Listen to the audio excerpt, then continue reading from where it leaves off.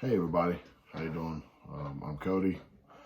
Gonna kind of give you guys a carpal tunnel surgery. Excuse me, I got the hiccups. I'm gonna kind of give you guys a carpal tunnel, a little bit of backstory about me, and then I'll make another video, probably right after this one, and kind of give you guys an idea of my experience. Excuse me, goodness. At least, a few hours after the surgery. So basically my carpal tunnel started back in late 2014, early 2015. I did a lot of road cycling back then, and noticed my hands going numb, but my hand was also, kind of bent like that while you're riding the bike.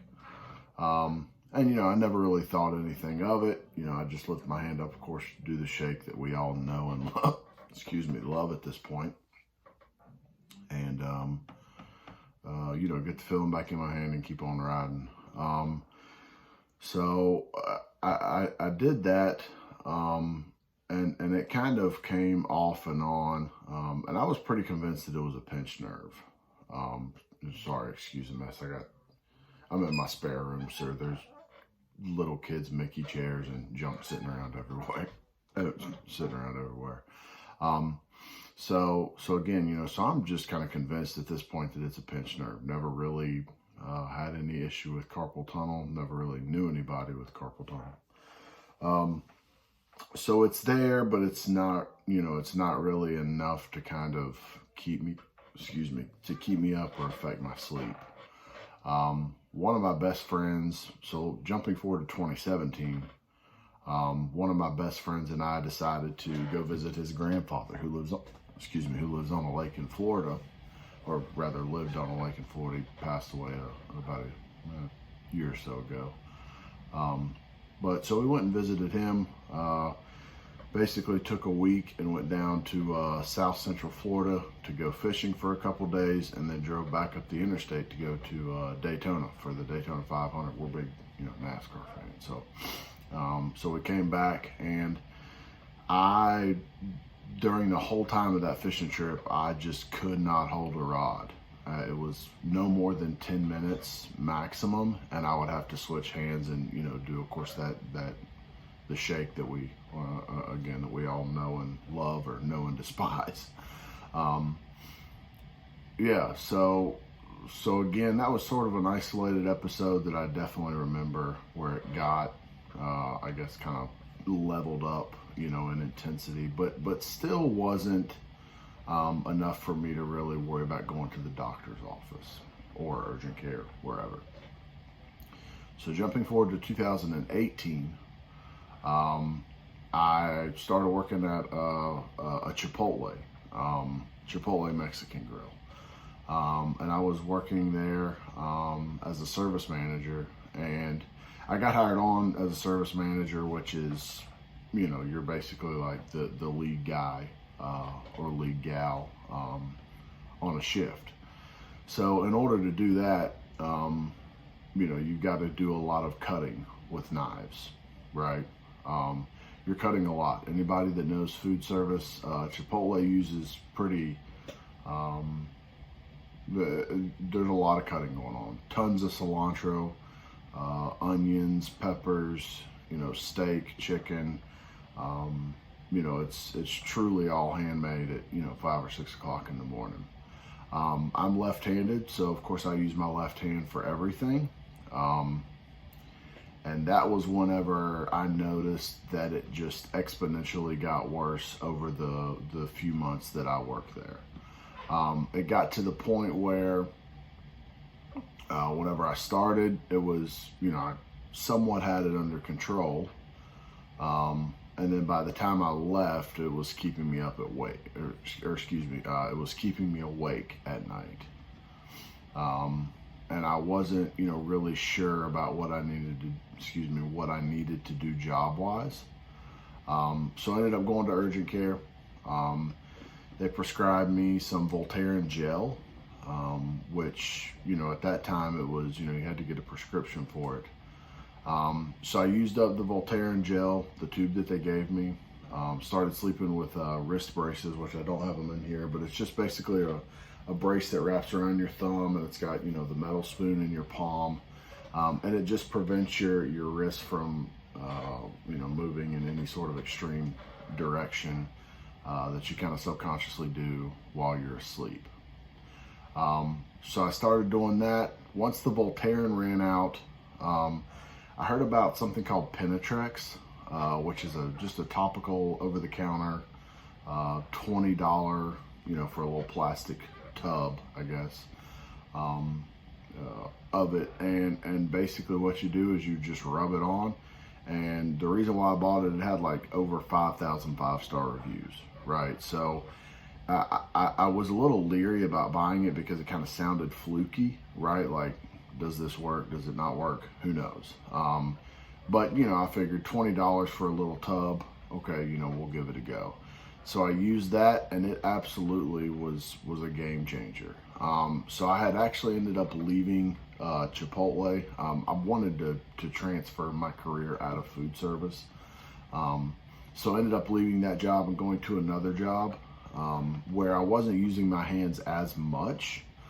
But definitely still, you know, it's hard to find a job where you don't use your hands at all, right? So I'm using the Penetrex. I'm sleeping with the wrist braces on every night, and it really gets better within maybe 2 or 3 months, and that was kind of the end of it, right?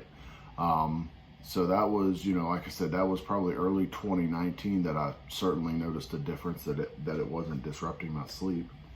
So then we'll jump all the way forward until, let's see here, let's say earlier this year, right? So January 2023. Got a new job again, and this time I was lifting.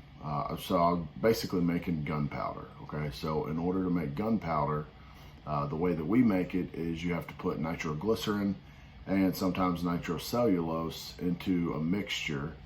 And so I was lifting about 50-pound trash cans full of, you know, these chemicals, you know, dumping them into a mixture. And, you know, depending on what kind of actual gunpowder it was, you know, obviously different formulations might have, you know, a different amount of each energetic. It would be, you know, sometimes upwards of 9 and 10 tubs on, you know, each half that we would have to do. So whenever you think about, you know, lifting up that much weight, it definitely, again, it started to take a toll on my hands. It started slower at first, but progressed to the point where a few weeks ago, it was getting to the point where it was, you know, definitely disrupting my sleep. The job that I work it's a swing shift job. We swing every week, right? So one week we might be on 7 to 3, next week 3 to 11, next week after that's 11 to 7. So if you disrupt your sleep, you know, you can imagine how hard that is. I mean, it's already close to impossible to work to work swing shift and swing every week.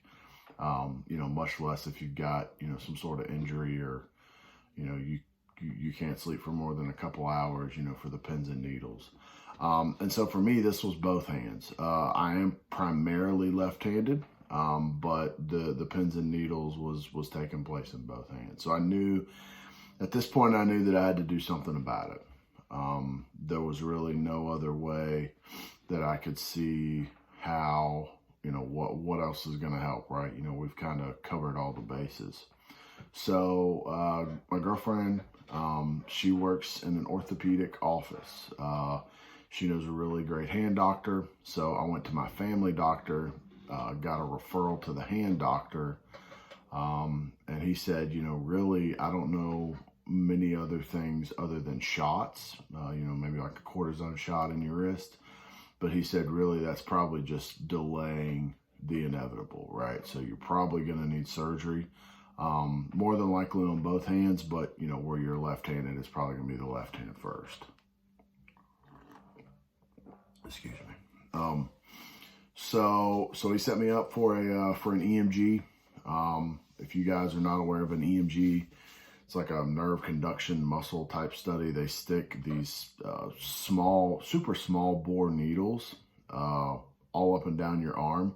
I think it's about 5 or 6 of them in total. And I was fine with it, but they stuck one, let me see if I can, they stuck one right there in that little fattier type part of your hand, and it hurts so bad.